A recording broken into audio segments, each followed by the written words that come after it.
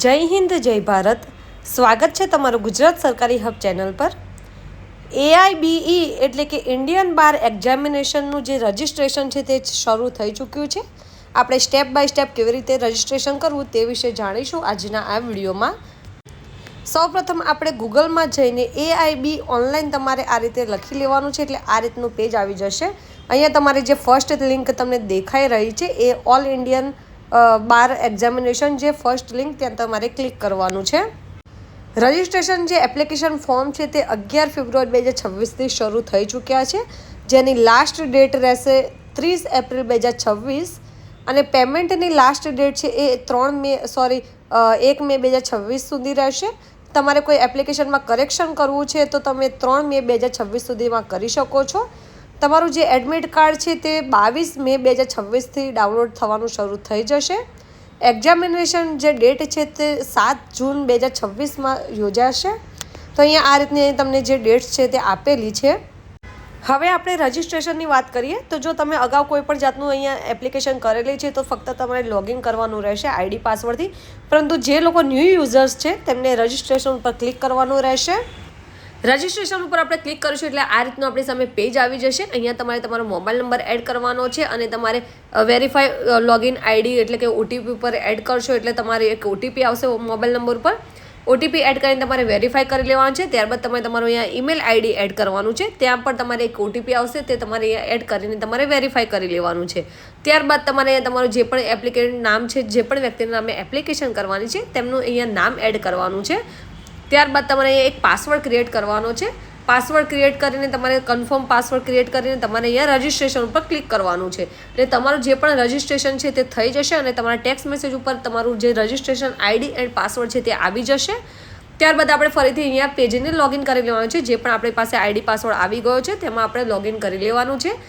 હવે અહીંયા તમે જોઈ શકો છો આ રીતના સ્ટેપ આપેલા છે. ફર્સ્ટ આપણે પર્સનલ ડિટેલ્સ એડ કરવાની રહેશે. ત્યારબાદ એડ્રેસ ડિટેલ્સ, ત્યારબાદ તમારી એજ્યુકેશન ડિટેલ્સ એડ કરવાની રહેશે. ત્યારબાદ તમારે એક્ઝામિનેશન સેન્ટર સિલેક્ટ કરવાનું રહેશે. ત્યારબાદ તમારે જે પણ ડોક્યુમેન્ટ છે તે અપલોડ કરવાના રહેશે. ત્યારબાદ તમારે ડિક્લેરેશન ફોર્મ અહીંયા સબમિટ કરવાનું રહેશે. ત્યારબાદ તમારે પેમેન્ટ કરવાનું રહેશે. આટલા સ્ટેપ મુજબ તમારે અહીંયા તમારી એપ્લિકેશન સબમિટ કરવામાં આવશે. સૌપ્રથમ હવે આપણે ફર્સ્ટ સ્ટેજ ઉપર આપણે આવી જઈશું. અહીંયા આપણે સૌપ્રથમ આપણે પર્સનલ ડિટેલ્સ અહીંયા એડ કરવાની છે. પહેલાં તો તમારે અહીંયા ફોટો એન્ડ સિગ્નેચર અપલોડ કરી લેવાની છે. ત્યારબાદ તમારે અહીંયા તમારું નામ, ત્યારબાદ તમારી અહીંયા નેશનાલિટી, મધર નેમ, ફાધર અથવા તો હસબન્ડ નેમ, કેટેગરી તમારે જે પણ કાસ્ટ લાગુ પડતી હોય તે તમારે સિલેક્ટ કરી લેવાની છે. જેન્ડર અહીંયા સિલેક્ટ કરી લેવાનું છે.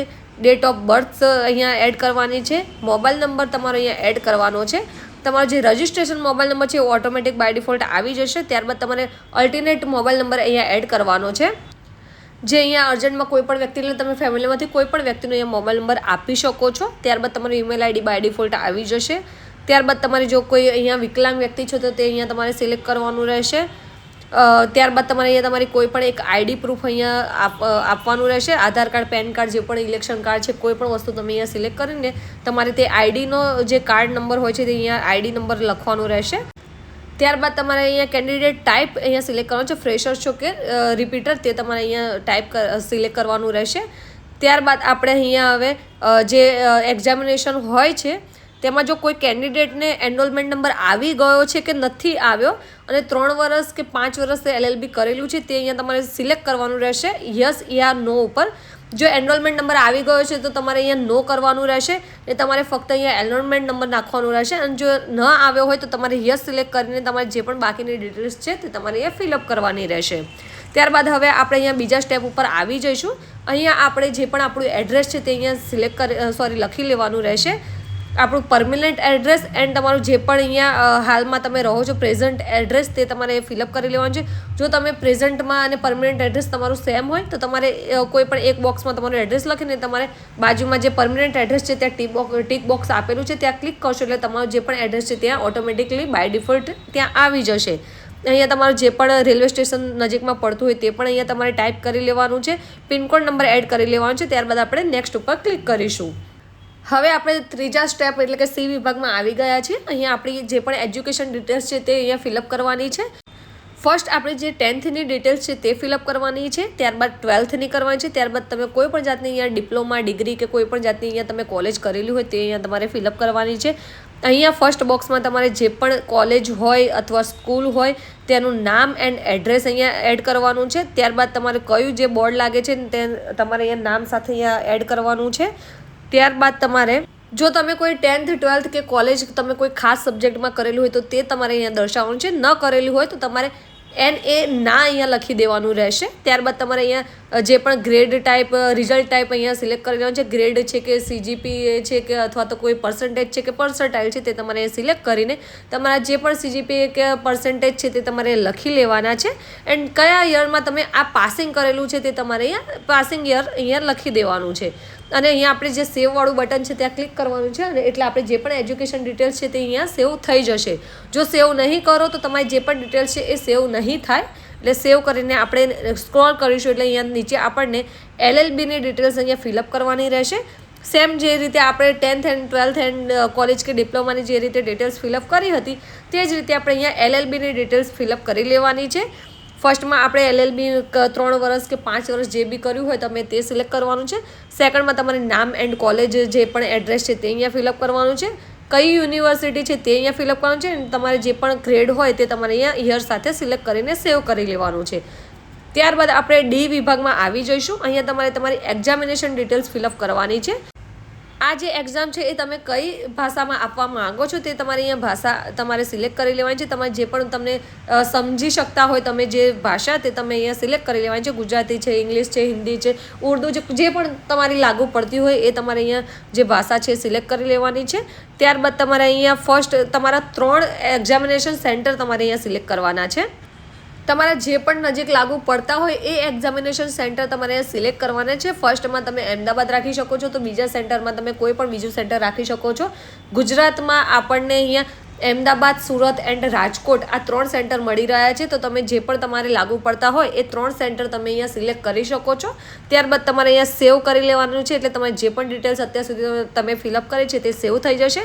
અને ત્યારબાદ આપણે નેક્સ્ટ ઉપર ક્લિક કરીશું.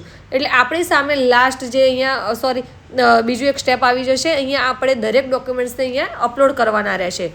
હવે આ જે દરેક ડોક્યુમેન્ટ્સ છે તેને તમે ફોટા ટાઈપમાં એટલે કે JPG ફોર્મેટમાં અથવા PDF ફોર્મેટમાં પણ અહીંયા અપલોડ કરી શકો છો. અહીંયા કયા કયા ડોક્યુમેન્ટ્સ તમારે અપલોડ કરવાના રહેશે તો ફર્સ્ટ તમારે અહીંયા જે 10th 12th એન્ડ તમારા ગ્રેજ્યુએશન કે ડિપ્લોમાની તમે અહીંયા ડિટેલ્સ જે ફિલઅપ કરી હોય તે ડોક્યુમેન્ટ્સ તમારે અહીંયા અપલોડ કરવાના છે. ત્યારબાદ તમારું કાસ્ટ સર્ટિફિકેટ અહીંયા એડ કરવાનું છે. ત્યારબાદ તમારે LLBનું જે પણ સર્ટિફિકેટ છે તે તમારે અપલોડ કરવાનું છે. ત્યારબાદ જો તમારે બાર કાઉન્સિલનું જે એનરોલમેન્ટ નંબર આવી ગયો હોય તો તેનું સર્ટિફિકેટ તમારે અહીંયા અપલોડ કરવાનું છે. સાઈડમાં તમે વ્યૂવાળા ઓપ્શનમાં જઈને તમે ક્લિક કરશો એટલે તમે જોઈ પણ શકશો કે કયા ડોક્યુમેન્ટ્સ તમે અહીંયા અપલોડ કર્યા છે. હવે અહીંયા આપણે જે ડોક્યુમેન્ટ છે તેને અપલોડ કરીને અહીંયા જે આપણે સેવ એન્ડ નેક્સ્ટ ઉપર ક્લિક કરીશું એટલે આ રીતનું આપણી સામે પેજ આવી જશે. એટલે કે પ્રિવ્યૂ આવી જશે.